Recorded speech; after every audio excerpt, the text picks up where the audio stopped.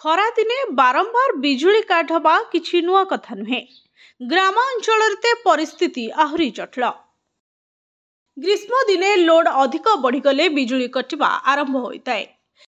किछि क्षेत्र रे बिजुली कटिबार खबर एते आसे जे एथिपई खबर कागज ठू नहीं टीवी पर्यंत सबुठी घन घन खबर प्रसारण हुए। घरे लाइट न रहिले लागे जेमिति सबु काम अटकी जाइछे। देहरु गम गम झाल बोहिबाठू नहीं व्यतिव्यस्त कराइबारे ओस्तादार काम करे बिजुली काट।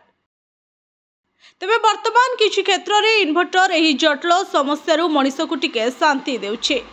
अन्य इलेक्ट्रोनिक सामग्री भली इन्वर्टर जदि भल भाबरे जत्न नियागला ताहाले दीर्घ वर्ष पर्यंत एही समस्यार समाधान होइथाय।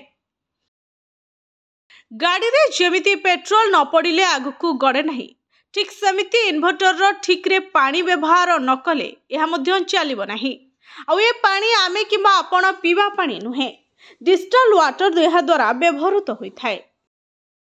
तेबे अनेक लोक इन्वर्टर रे डिस्टिल्ड वाटर व्यवहृत हुए तो जानिथिबे, किंतु यह दिन को केते थर पानी चेंज करबा कथा ता बोध हुए जानि नथिबे। समय सहित इन्वर्टर रु डिस्टिल्ड वाटर सरी सरी आसे। आउ ठीक समय रे यह को चेक करी पानी न बदलाइले यह इन्वर्टर रो बयस को कमाई दिए।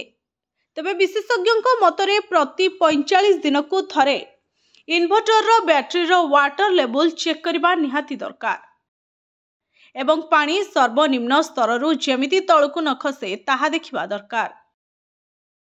तबे इन्वर्टर जदि साधारण रूपे व्यवहार हुए ताहले 4 रु 5 मास भितरे यार डिस्टिल्ड वाटर कम हेबाकु लागिथाय। गोटे पॉइंट तळकु खसला बेलकु एथिरे रिफिल करबा निहाती जरूरी। प्रतिटी इन्वर्टर बैटरी रे वाटर फिलर स्तर एक इंडिकेटर थाए। जदि इंडिकेटर सबुज चिन्ह देखाए ताहले आपनक इन्वर्टर रे पर्याप्त पानी मौजूद होई रहिछे, किंतु जदि यह लाल चिन्ह देखाए तेबे पानी जेते रहिबा कथा तार तळकु खसी जाइछे। Bureau report STV Odia.